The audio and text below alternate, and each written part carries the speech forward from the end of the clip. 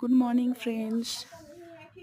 আজ সকালে উঠে দেখলাম যে দেখো, তোমরাই দেখো কীরকম বরফ পড়ে গেছে। পুরো বরফ ভরে গেছে চারিদিকে। তাই আমি একটু ওর ওপরে কিছু লিখলাম, আমার বাচ্চার নাম।